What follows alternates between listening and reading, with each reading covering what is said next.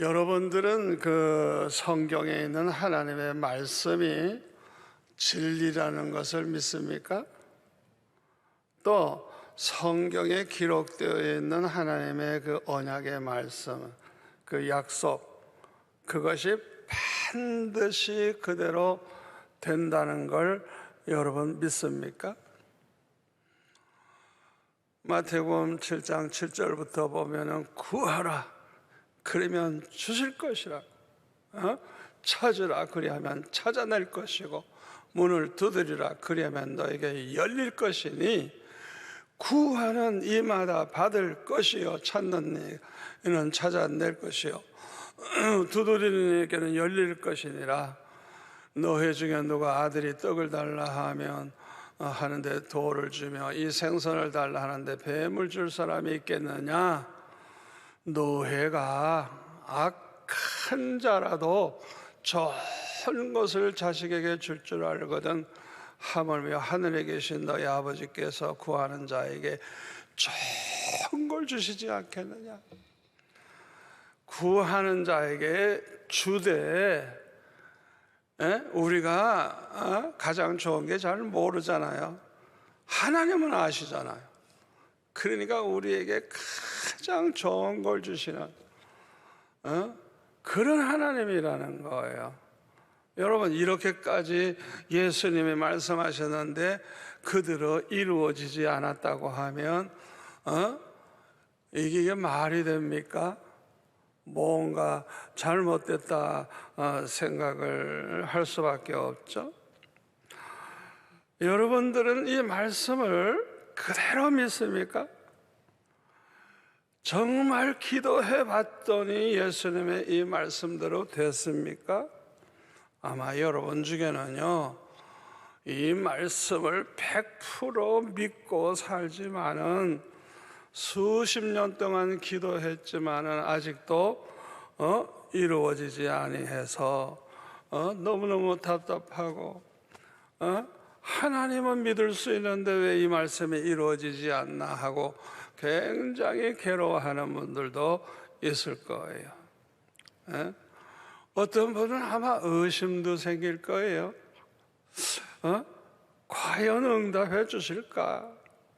아니면 영영 응답받지 못하고 내가 그냥 죽는 게 아닐까? 아마 이런 의심도 생기는 분도 있을 거예요.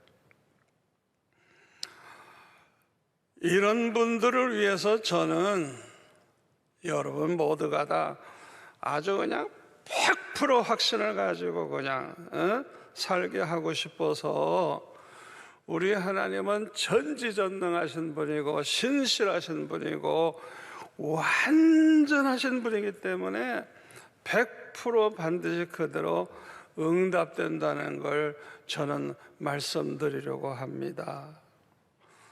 우리 하나님은요, 택함받은 성도들, 이 택함받은 성도들은 다 하나님의 전지전능하시고 신실하시고 완전하신 분이어서 반드시 하나님 말씀대로 된다는 것을 믿고 끝까지 신뢰하는, 아주 그냥 끝까지 신뢰하는 그런 믿음의 사람이 되기를 하나님은 원하십니다. 우리의 믿음만큼 하나님을 신뢰해요. 믿음만큼. 그러니까 하나님이 우리가 가지기를 원하시는 믿음은 어떤 절망 속에서라도 끝까지 하나님을 신뢰하는 그런 믿음을 저와 여러분이 갖기를 하나님은 원하십니다. 아브라함은 100점은 줄 수 없지만은 가장 하나님을 신뢰한 믿음의 사람입니다. 그래서 로마서 4장 17절 이하에 보면 이 아브라함에 대해서 이렇게 기록했어요. 기록된 바 내가 너를 많은 민족의 조상으로 세웠다 하신 것 같으니, 그가 믿은 바 하나님은, 자 보세요, 하나님이 믿은 하나님이 어떤 하나님이에요? 죽은 자를 살리시며 없는 것을 있는 것으로 부르시는 이시니라. 한마디로 말하면 전지전능하시다. 전지전능하신 분. 아브라함이 바랄 수 없는 중에 바라고 믿었으니 이는 네 후손이 이같으리라 하신 말씀대로 많은 민족의 조상이 되게 하려 하심이라. 그가 100세가 되어 자기 몸이 죽은 것 같고 사라의 태가 죽은 것 같음을 알고도 믿음이 약해지지 아니하고 믿음이 없어 하나님의 약속을 의심하지 않고 믿음으로 견고하여져서 하나님께 영광을 돌리며 약속하신 그것을 또한 능히 이루실 줄을 확신하였으니 그러므로 그것이 그에게 의로 여겨졌느니라 그랬어요.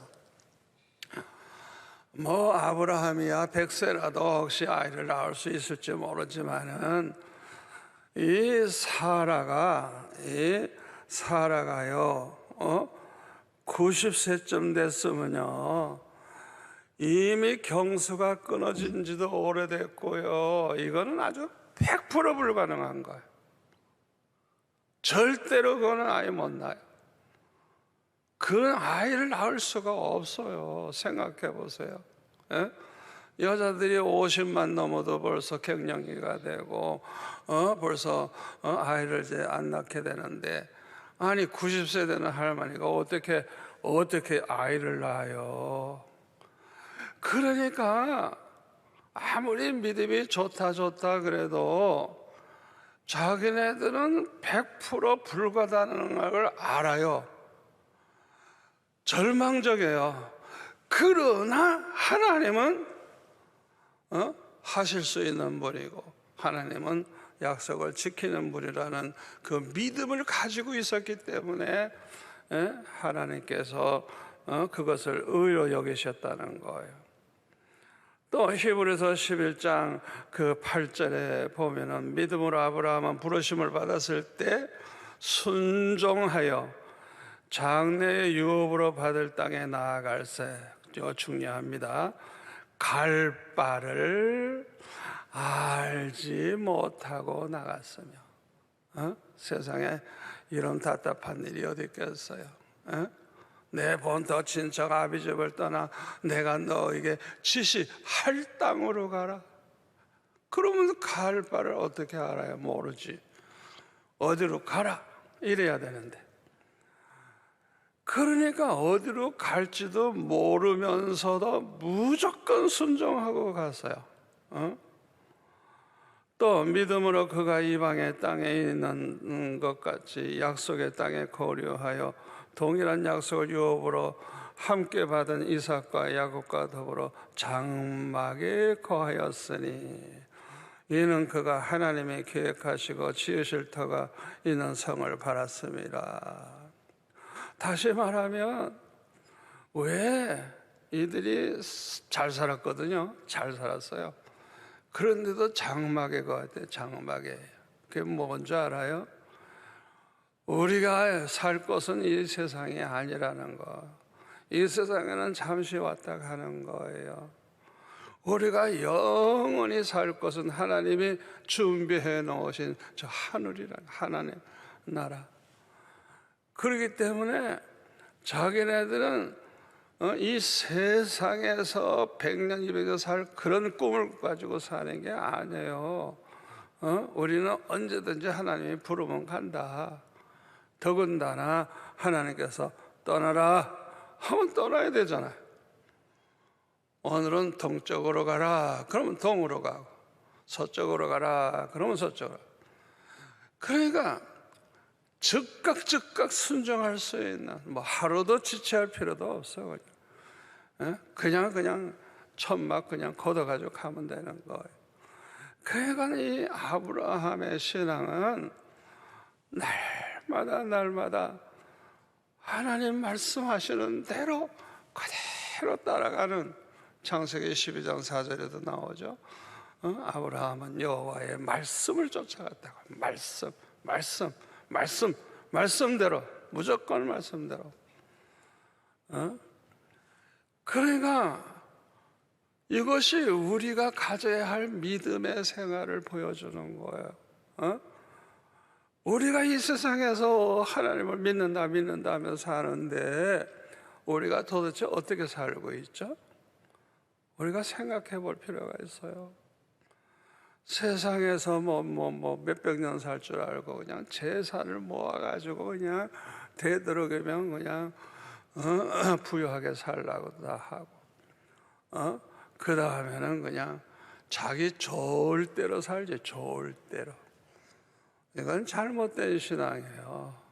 하나님이 떠나라 하면 떠나고, 하나님이 서라 하면 서고, 가라 하면 가고. 그게 아브라함의 신앙입니다.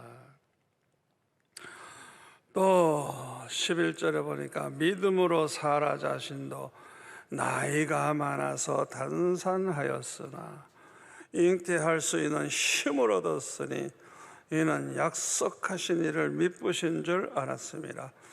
이러므로 죽은 자와 같은 한 사람, 한 여인으로 말미암아 하늘의 허다한 별과 또 해변에 무수한 모래와 같이 많은 후손이 생육하였느니라. 그러니까 이 사라가 이제 죽은 자와 같아. 나이 90이나 된 여자가 무슨 애를 낳아. 그러나 하나님은 전능하신 분이에요. 그래서 이 잉태할 수 있는 힘을 하나님이 주셨다는 거예요. 그래서 겨우 이삭 하나 낳았지만 그 이삭의 자손이 얼마나 많이 퍼졌냐 이게. 하늘의 별같이 해변에 무수한 모래와 같이 퍼지지 않았느냐 이게. 그러니까 우리가 볼 때는 100% 안 될 것 같은데 하나님은 그걸 되게 하시는 분이라 이게. 우리 하나님은 그걸 이제 보여주시는 거예요. 또 거기 17절에 넘어가 보니까 아브라함은 시험을 받을 때에 믿음으로 이삭을 드렸으니 그는 약속들을 받은 자로되 그 외아들을 드렸느니라. 그에게 이미 말씀하시기를 내 자손이라 칭할 자는 이삭으로 말미암으리라 하셨으니 그가 하나님이 능히 이삭을 죽은 자 가운데서 다시 살리실 줄로 생각한지라. 여러분, 아니 그 사랑하는 아들 100세에 낳은 아들을 그래 번제로 드리라고? 아니 무슨 사람을 번제로 드리라고? 어떻게 보면 말도 안 되는 거죠. 그러나 무조건 순종했어요. 왜? 우리 하나님은 전지전능하신 분이니까, 또 약속을 꼭 지키는 신실하신 분이니까 이삭을 통해서 그 자손이 하늘의 별같이 많아지려 했으니까 우리가 번제로 드려도 죽은 자를 다시 살리실 거라는 거야. 그 믿음 가지고 순종한 거예요. 이야, 그러니까 하나님이 얼마나 기뻐하셨겠어요. 이 아브라함과 사라의 믿음은 정말 우리가 믿음의 조상이라고 그렇게 인정할 수밖에 없어요. 그런데 이 아브라함의 믿음이 처음부터 그렇게 좋았던 건 아니에요. 믿음이 처음에는 그렇게까지는 좋지 않았어요. 가나안 땅에 기근이 오니까 아니 기도해보지도 않고 하나님 말씀 음성도 듣지도 않고 먹고 살겠다고 애굽으로 그냥 내려갔어요. 세상에. 아브라함의 모습이 아니야. 이건 잘못된 거야. 그러니까 벌써 믿음이 병들은 거야. 믿음이 없으니까 겁이 나가지고 자기 아내를 말이야 너희 동생이라고 그러니까 죽고 사는 것을 주장하는 하나님, 절대 주권을 가진 그 하나님을 믿질 못하는 거예요. 상황이 그냥 그런 세상이니까 자기 아내를 이쁘니까 그냥 옛날에는 그런 여자는 뺐고 남편은 이제 그 남편과 잊어버리게 하기 위해서 그 자리에서 죽여버리는 거예요. 그런 세상이니까 자기가 살기 위해서 사라를 누이 동생이라 그러고 또 애굽 왕에게 또 아내로 또 주잖아요. 세상에 얼마나 부끄러워요. 또 그 하나님께서 이 사라를 통해서 하나님께서 자손을 주는데 땅에 티끌같이 많아지리라고 했지만은 10년이 돼도 깜깜무소식이야. 그러니까 아브라함이 75세 때에 부름을 받고 사라가 65세였거든요. 10년 지나갔으면 이제는 사라도 75세가 돼가지고 늙어서 이제 경수가 이미 끊어져 버리고 애를 낳을 수가 없어요. 그러니까 하가를 자기 그 종을 줘가지고 이스마엘을 낳게 되죠. 이 이스마엘을 낳아놓고 그냥 잠시는 그냥 위로를 얻고 기쁨을 얻었을 거예요. 애가 없던 집안에 애가 생기니까. 그러나 그 결과가 뭐예요? 지금까지 비극이에요, 비극. 지금까지 원수가 돼가지고 싸우고 아마 예수님 오실 때까지 싸울걸. 이야, 참 끝까지 믿고 신뢰해야 되는데 상황만 보고 그렇게 인간적 방법으로 그렇게 했다가 얼마나 불행을 자손들에게 물려줬는지 몰라요.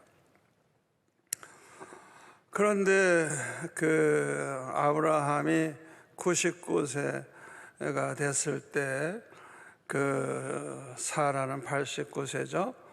아주 출산이 100% 불가능한 이제는 절망적인 그런 상황에 있을 때 하나님의 사자가 찾아와서 창세기 18장 10절에 보면 내년 이맘때에는 사라에게 아들이 있으리라.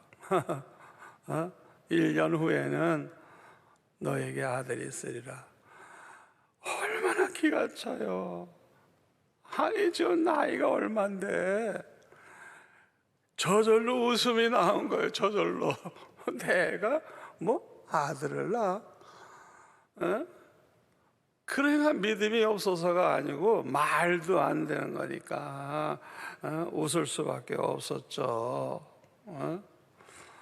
그러나 하나님께서는 아브라함이 100세였을 때 아들 이삭을 낳았고 결국 그 자손은 땅에 티끌같이 계속 번창을 해서 하나님의 약속은 100% 그대로 이루어진 것입니다. 우리 하나님은 과연 전지전능하신 분이고 신실하신 분이고 완전하신 하나님이에요. 거짓말을 하거나 실수하는 분이 아니에요. 우리 상황으로 볼 때 100% 불가능해도 하나님의 약속은 이루어지는 거예요. 하나님에게는 불가능이 없는 거예요.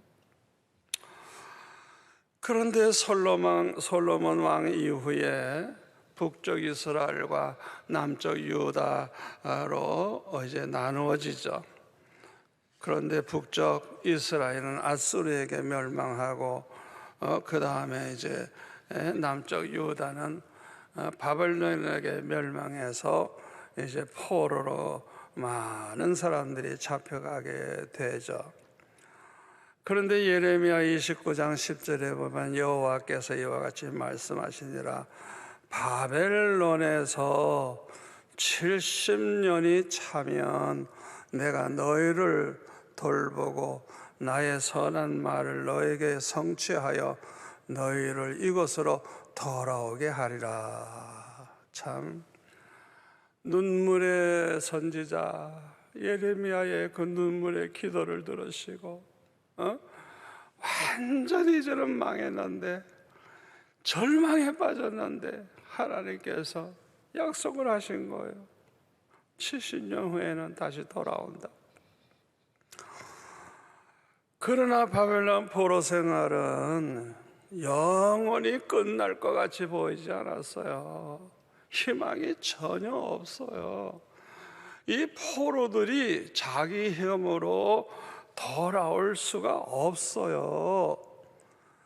그런데 놀랍게도 이 바벨론이 망하고 메대와 파서로 나누어졌는데 고레스라는 사람이 나와가지고 이 메대 파사를 통일하고 어제 파사 왕이 됐는데, 이 사람이 다스리게 되면서 이 고레스는 말이죠, 에스더 1장 3절 끝에 보니까 그는 예루살렘에 계신 하나님이라, 하나님에 대해서 모르는 사람이에요.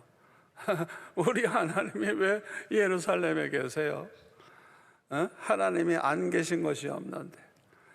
그러니까 이 고레스는 하나님 모르는 사람이에요. 그럼에도 불구하고 이 에스라 1절부터 보면은 이 바상왕 원년 고레스 원년 왕이 되자마자 하나님께서 예레미야에게 약속하신 그 말씀을 이루게 하시려고 이 바사왕 고레스의 마음을 감동을 시키셔가지고 온 나라에 공포도 하고 조소를 내리게 했는데, 바사왕 고레스는 말하노니 하늘의 하나님 여호와께서 세상 모든 나라를 내게 주셨고 나에게 명령하사 유다 예루살렘의 성전을 건축하라 하셨나니, 이스라엘의 하나님은 참 신이시라. 너희 중에 그의 백성된 자는 다 유다 예루살렘으로 올라가서 이스라엘의 하나님 여호와의 성전을 건축하라. 그는 예루살렘에 계신 하나님이시라. 그 남아있는 백성이 어느 곳에 머물러 살든지 그곳 사람들이 마땅히 은과 금과 그 밖의 물건과 짐승으로 도와주고, 그 외에도 예루살렘에 세울 하나님의 성전을 위하여 예물을 기쁘게 드릴지니라. 자 보세요. 그냥 한순간에 포로 생활 끝난 거예요. 시간 끌지도 않았어요. 한순간에 어느 날 고레스가 이 조서를 해서 발표하는 그 한순간에 이 엄청난 기적과 같은 일이 일어난 것입니다. 아무도 상상할 수 없는 일이 일어난 거예요. 왜 하나님은 이렇게 하실까요? 우리 하나님은 전지전능하시고 신실하시고 완전하심을 믿게 하기 위해서요. 그래서 아무리 절망적이라도 하나님을 신뢰하라고, 하나님은 절대 약속을 지키고 능히 이루시는 분이니까 어떤 절망적인 상황에 와도 낙심하지 말고 끝까지 하나님을 신뢰하라고 하나님은 이렇게 하신 것입니다. 하나님께서 된다고 말씀하셨으면 반드시 그대로 됩니다. 하나님께서 주시겠다고 말씀하셨으면 반드시 주세요. 또 하나님께서 구원하시겠다고 말씀하셨으면 반드시 구원하십니다. 천지는 변해도요, 하나님의 말씀은 절대로 변하지 않아요. 한번 말씀하시면 그건 영원히 살아있고 그대로 이루어지는 거예요. 이사야 44장 6절부터 보면 아주 은혜로운 말씀이 있습니다. 말하는 자의 소리여 이르되 외치라. 대답하되 내가 무엇이라 외치리까 하니 이르되 모든 육체는 풀이요 그의 모든 아름다움은 들의 꽃과 같으니 풀은 마르고 꽃은 시들음은 여호와의 기운이 그 위에 붐이라. 이 백성은 실로 풀이로다. 풀은 마르고 꽃은 시드나 우리 하나님의 말씀은 영원히 서리라. 참 이 말씀 얼마나 좋은지. 여러분, 우리가 세상에서 성공했다 그러고 뭐 영광을 얻는다고 하지만 기껏해야 그거는 풀의 꽃과 같은 거예요. 풀의 꽃, 하루 폈다가 그날로 지기도 하고, 지나가는 사람이 밟아버리면 죽어버리기도 하고, 인간은 다 그렇다는 거예요. 아무리 큰 소리 쳐도 그날로 하나님 불러가면 자다가라도 죽는 거예요. 그러나 하나님의 말씀, 이 하나님의 말씀은 영원히 서리라. 영원히. 그러므로 끝까지 이 하나님의 약속을 믿고 사는 것이 매우 중요합니다. 우리가 볼 때 100% 불가능해졌을 때, 그래서 모두가 다 절망에 빠졌을 때, 그럴 때 하나님은 큰일을 행하세요. 바로 그때가 하나님이 일하실 때예요. 그래서 하나님이 영광을 받으십니다. 이때 모든 사람들은 과연 하나님은 전지전능하신 분이다, 우리 하나님은 신실하신 분이다, 우리 하나님은 완전하신 분이다, 다들 그냥 외칠 수밖에 없어요. 그래서 하나님은 믿는 자들을 결코 실망시키지 아니하십니다. 우리가 하나님이 말씀하신 것을 보면요, 그 성경을 연구해 보면요, 지금까지 100%다 그대로 됐어요. 아무리 반기독교 세력이 말이죠, 별별 소리 다 해도 성경을 보면 기가 막히게 다 이루어졌거든요. 앞으로도요, 미래에 대한 말씀도 성경에 있는데요, 그대로 되는 거예요. 우리는 그걸 믿어야 돼요. 무덤 속에 있는 나사로가 죽은 지 날이나 되어서 냄새가 날 정도라고 하면, 이것은 나사로가 죽은 지 오래돼서 이미 썩은 시체라는 걸 의미합니다. 이 썩어서 막 냄새가 날 정도니까 이거는 소망이 없는 썩은 시체예요. 썩은 시체. 그런데 요한복음 11장 23절에 보니까 예수님께서 내 오라비가 다시 살아나리라 말씀하셨어요. 그때 마르다가 이르되 마지막 날 부활 때에는 다시 살아날 줄을 내가 아나이다. 나사로의 지금 형편을 볼 때는 100% 불가능하기 때문에 마르다는 마지막 날 부활 때에는 다시 살아날 것을 내가 아나이다, 이렇게 대답을 한 거예요.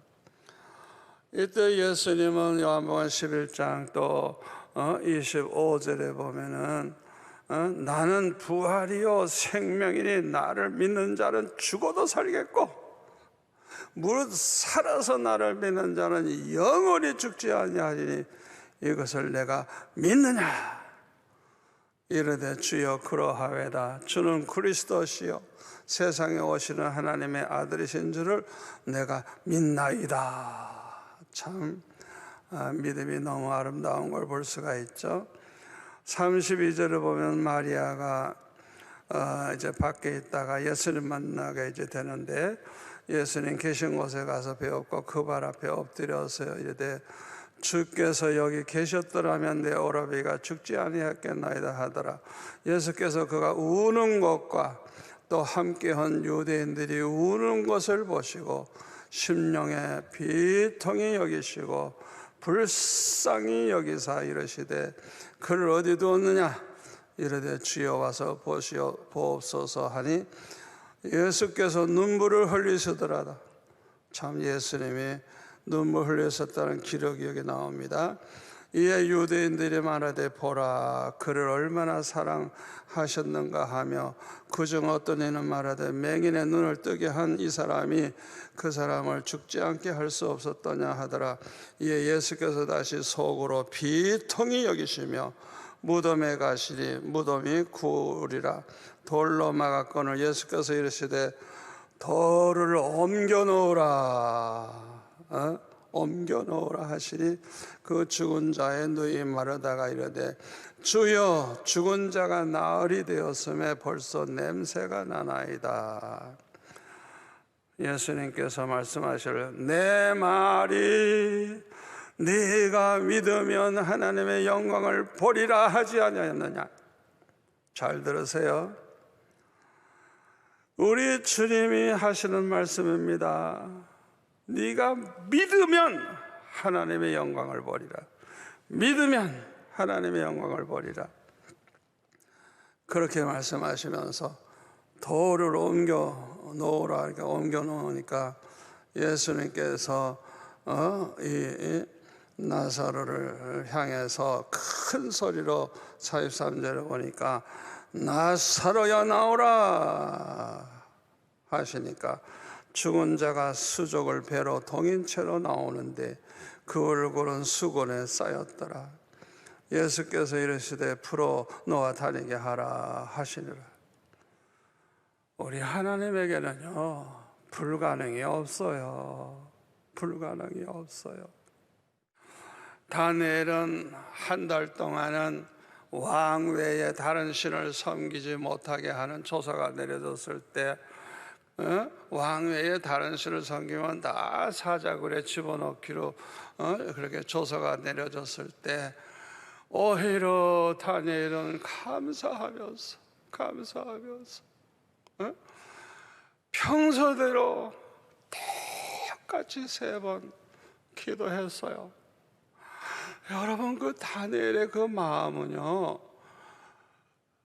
사자굴에 들어가서 뜯겨서 죽을 걸 각오하는 믿음이 있었기 때문에 이 다니엘은 죽음을 두려워하지 아니하고 기도 생활은 멈출 수가 없는 거예요.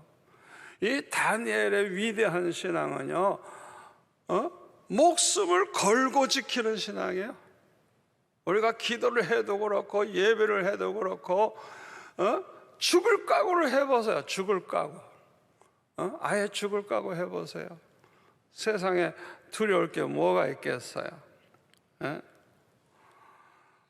이 다니엘이 그러기 때문에 기적이 일어난 거예요. 기적이. 그러니까 이 다니엘은 사자굴에까지 들어갔어요. 왜? 각오하고 있었으니까. 그러니까 누가 보든지 이제 뭐 한순간에 그 굶주린 사자들이 그냥 물어뜯어가지고 아마 뼈도 안 남을 거야. 그걸 알면서도 들어갔어요. 완전히 이거는 절망입니다. 그러나 이때가 바로 하나님이 일하실 때가 온 거예요. 하나님은 이럴 때 역사하세요. 이럴 때. 글쎄 죽어야 될 이 다니엘이 죽지 않고 그 다음 날까지 살아있네. 아이고 다리오 왕이 아침에 일찍이 가서 보니까 다니엘이 살아있잖아. 얼마나 기뻤겠어.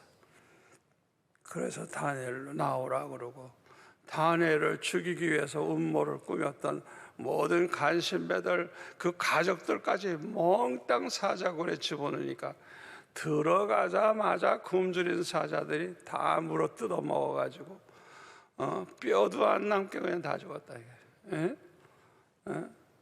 하나님께서 살아계세요. 우리 하나님은 전지전능하신 분이에요. 신실하신 분이에요. 완전하신 분이에요. 제가 우리 교회에서 저 수영 로타리 했을 때 주일날 예배를 드리고 나오니까 그때는 주차장이 없어서 그 교회 주변과 골목마다 주차를 했는데 몇천 명 모이는 교회니까 얼마나 차가 많아요.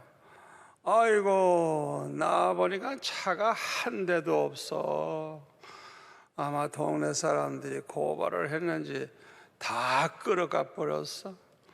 그러니까 성도들이 그냥 뭐 그거 찾아오려면 뭐 어디 멀리까지 가서 찾아와야 되고 벌금도 내야 되는데 얼마나 화가 났어요. 이제 이런 식으로 되면 앞으로 주차장도 하나도 없는 교회, 우리 교회는 이제는 앞으로 소망이 없어요. 그래서 제가 그냥 어린아이 같이 울었어요. 그냥 이 강단에서 그냥 울면서 아버지 주차장을 주세요. 주차장을 주세요. 여러분, 담임 목사가 이렇게 위급할 때 강단에서 그렇게 통곡하며 울어보세요. 하나님이 살아계시다면 어찌 가만히 계시겠어요? 그래서 내가 얼마나 그날 울면서 기도했는지 몰라요. 그런데 그날 밤 꿈을 꾸는데 우리 교회 옆에 삼도물산이라고 큰 공장, 문 닫은 공장이 있는데 그거를 우리가 쓰면 참 좋겠다 생각했는데 하나님 앞에 나는 주차장 달라고 그렇게 기도한 거예요. 아이고, 그런데 꿈에 하나님께서 나에게 황금으로 된 열쇠, 그냥 금이야 금, 그냥 누런 금으로 된 열쇠 꼬레미를 주셨어요. 그래서 내가 그 열쇠를 가지고 이렇게 문을 열다가 꿈을 깼어. 세상에, 그걸 꿈에 열면 얼마나 좋겠어요. 아이고, 그러니까 되려고 하다 안 됐으니까 그냥 그 다음날 새벽에 나와서 그냥 뭐 성도들이 있든 말든 나는 그냥 강단에서 하고 울면서 기도했어요. 주차장을 달라고. 그날 이제 제가 서울의 여의도 침례교회 가서 이제 부흥회를 하게 됐는데, 아니 그날 점심 대접을 하는 그 부부가 안수집사 부부인데 그 여자가 그 공장 주인의 딸이야. 예수 믿는 사람은 그 딸밖에 없어. 그래가지고 식사 도중에 우리 교회에 일어난 일을 얘기하면서 그 옆에 공장을 사고 싶은 얘기도 했더니 그거 우리 땅인데요 이러는 거예요. 그래서 내가 아이고 잘 됐다. 그거 성전 지으면 좋아, 백화점이나 무슨 뭐 아파트 짓는 게 좋아 이랬더니 성전 짓는 게 좋죠. 됐다. 당신들은 내 편이다. 그러니까 아버지한테 얘기해서 그걸 싸게 좀 교회 팔도록 좀 해라. 그랬더니 글쎄 그날 저녁 집회 끝나고 연락이 왔는데 당장 쓰래요. 글쎄 세상에, 하나님의 응답이 얼마나 빠른지. 자, 생각해 보세요. 꿈도 꿨지만은 어떻게, 나도 모르는 사람인데 어떻게 공장 주인의 딸을 에게서 대접을 받냐. 이게 우연입니까? 아니에요. 이렇게 내 눈물의 기도를 들으시고 두 번이나 이런 일이 일어난 것은 아주 그냥 급하게 주시겠다는 사인이에요. 그래서 저는 그냥 빨리 부산에 연락을 했어요. 교회 그거 당장 쓰란다. 그러니까 그거 다 문 열어달라 그래가지고 다 주차도 하고 다 써라. 왜? 우선 쓰라 그러니까. 이야, 그래가지고 이제 계약을 하게 됐는데 3개월 동안 지나서 반을 주고 그 다음에 나머지 3개월에 마지막을 갚는 그 계약을 했는데 아무도 헌금을 안 해. 헌금을 안 해. 너무 생활이 어려운지 모르지만은, 근데 저는 헌금 작정 안 합니다. 그냥 기도만 합니다. 그런데 이제 한 주간 남았어요. 한 주간. 큰일 났다. 이거 한 주간 남았는데 헌금은 하나도 안 들어오지. 그래서 제가 이 강단에서 금식기도 시작했어요. 그냥 날마다 울면서 기도합니다. 주님 주신다고 해놓고 왜 안 줍니까? 주님이 나에게 보여주신 사인은 그건 준다는 사인이거든요. 왜 주신다고 해놓고 안 주십니까? 하면서 막 울면서 기도했어요. 그런데 월요일까지 갚아야 되는데 주일날이 됐어요. 그래 뭐 금식 중이니까 집에도 안 가고 새벽 예배 끝난 다음에도 그냥 계속 기도했어요. 그 시간, 아무도 없는 그 시간, 성도들이 다 집에 가고 없는 그 시간, 그 새벽에 주님이 말씀을 하시는데 이사야 45장 2절 3절 이 말씀을 하시는 거예요. 내가 너보다 앞서가서 험한 것을 평탄하게 하며 논문을 쳐서 부수고 새빗장을 꺾고 내게 흑암 중에 보아와 은밀한 곳에 숨은 재물을 주어 내 이름을 부르는 자가 나 여호와 이스라엘의 하나님인 줄을 내가 알게 하리라. 이 고레스 왕에게 하신 하나님 말씀인데요, 아니 주님이 나한테 이 말씀을 하시는 거예요. 그러니까 저 보세요. 흑암 중에 있는 보화, 깜깜하면 아무도 못 봐. 또 은밀한 곳에 숨겨놓은 재물, 이걸 주시겠다는 거야. 그냥 비록 고레스 왕에게 하신 말씀인데 이 말씀을 나한테 주시는 거예요. 그래서 그냥 할렐루야 감사합니다 감사합니다 감사합니다 감사합니다. 왜? 나한테 주시겠다니까. 아이고 얼마나 좋은지. 그때 우리가 오후 예배 드리는데 금식하는 그 몸 가지고 5번 예배 드리고 설교하면서 간증을 했어요. 응답받은 성도들이 얼마나 좋아하는지 그냥 할렐루야 하고 좋아하는데 헌금은 또 아무도 안 해. 세상에. 그 다음 월요일 날은 이제 은행에 그걸 갚아 넣어야 되는데 12시가 될 때까지도 깜깜무소식이야. 그래서 저는 강단에서 계속 기도했어요. 계속 기도했어요. 끝까지 기도했어요.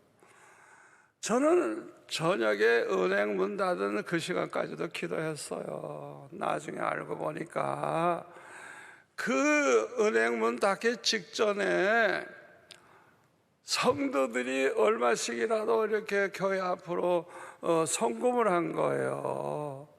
그런데 은행에서 사무장 오라 그래서 가봤더니 1억 8천만 원이 더 들어왔어요. 세상에. 우리 하나님이 왜 그렇게 하시죠? 좀 진작 주시지. 그러니까 나를 그냥 큰 눈물로 기도하게 하고 금식 기도하게 하고 완전히 절망에 빠졌을 때 기적은 그 마지막 한두 시간 사이에 일어난 거예요. 이야, 완전히 절망에 빠질 때, 완전히 불가능하다고 생각할 그때 하나님이 바로 일하시는 거예요. 고를 때 하시는 거예요.